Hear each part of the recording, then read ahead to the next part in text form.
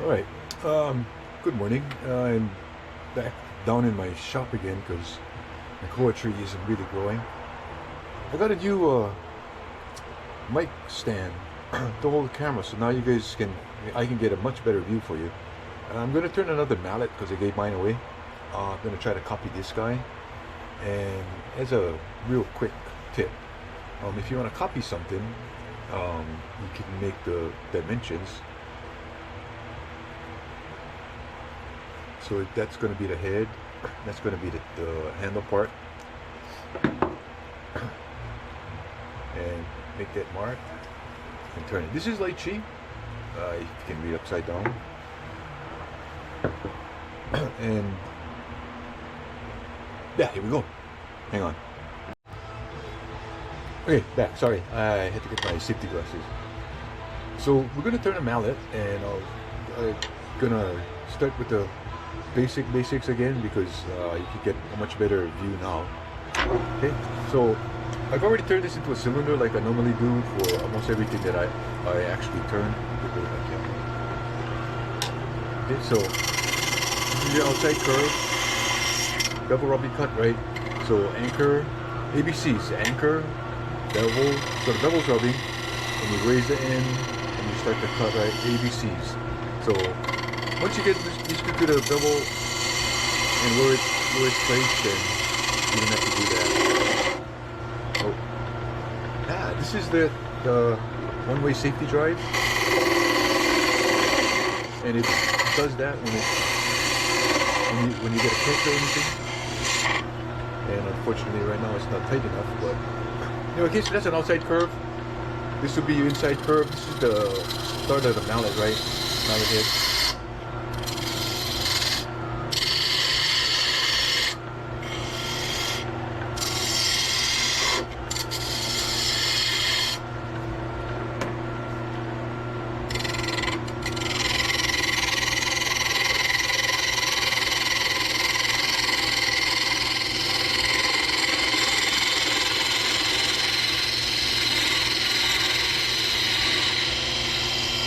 Is a very spindle gouge. Light chi is rather unspectacular wood. Has lots of color, and it's going to be a really nice thing. So, I mean, a nice pink, red, pink. So what we want to do is we want to get this smooth.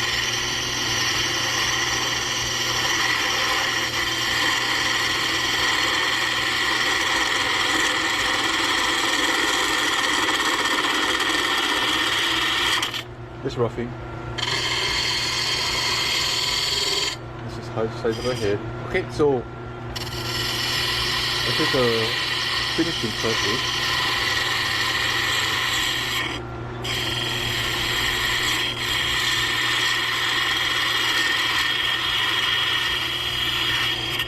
For the back cut.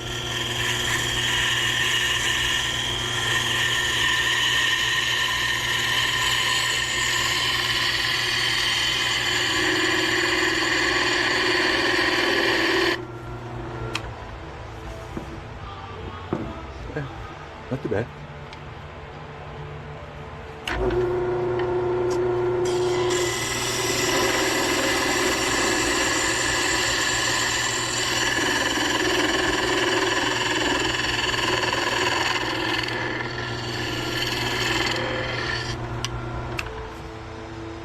Because that'll be the shape of your head, right?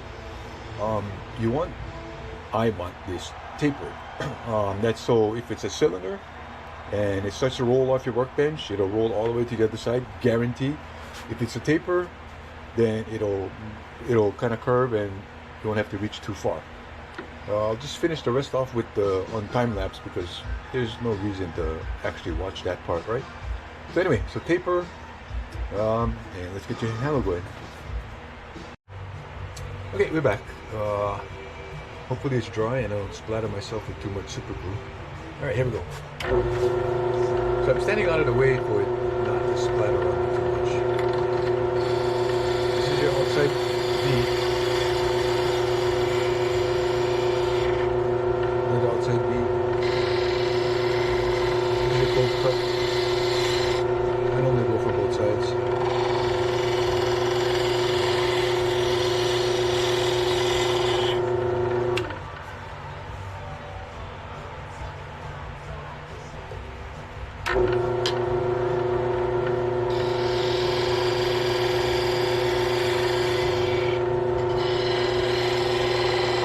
So it's just repeating, right?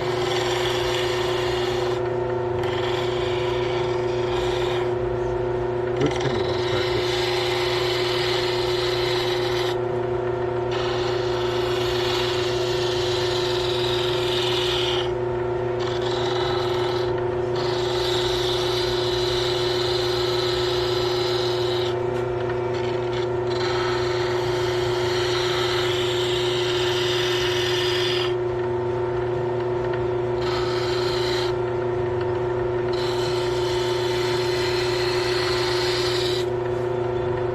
Another cold cut.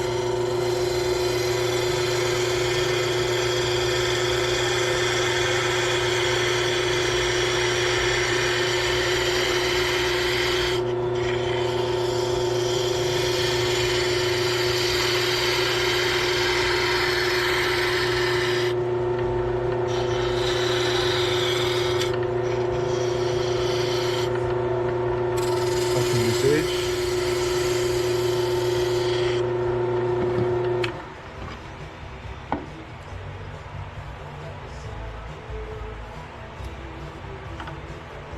Alright, that's essentially it.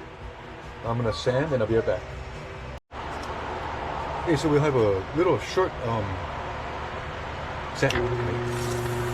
So when I sand, I get my sandpaper and I fold it into, this is a quarter sheet, cut it in half, fold this into thirds. This way you get a little bit of heat insulation. This is just 320 because this is not going to be a finished piece or anything. It's kind of a tool, but it is a tool. So I'm only gonna sand to 320, and tip is always keep the sandpaper moving so it doesn't heat up and burn the fingers.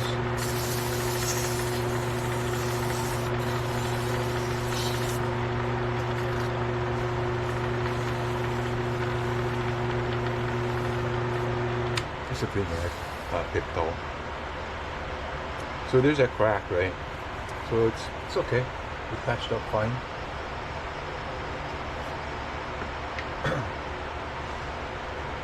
Oh, hang on. I just changed the speed of the lathe because it finishes a little bit better at faster speed. This is just that grit and shine stuff.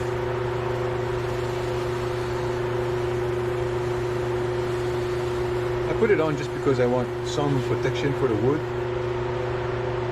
This is fast. I don't think it's a particularly good finish, but for a tool and just to protect the wood, it's awesome. It works really well. This is beeswax and some other stuff that there's a secret of. But you can Google this and find out how to make your own if you don't want to buy any. Diatomaceous earth, I think, is part of it. And because it has some abrasive characteristics in the product, it does actually make this smoother. And if I was to sit here for a few more minutes, and it'll get really nice and shiny. But like I said, this is a tool. I'm gonna help my daughter make a carving project, and I'm gonna carve some mac nuts. So I don't think hand carving is gonna cut it. So just made a mallet so that it can help the carving. Okay, so these grit and shine products, they require you to buff after with a clean, right?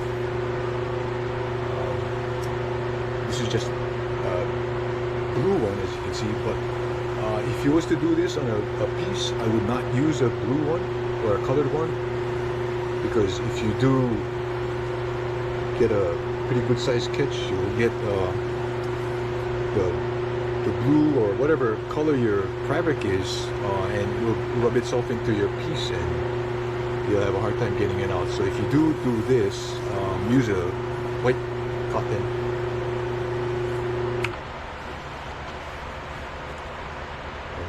That's it. So there's a crack. So the crack shouldn't bother anything, right? Another crack there. I'll patch that too. That leachy is very pretty. And that's a mallet. All right. Thank you.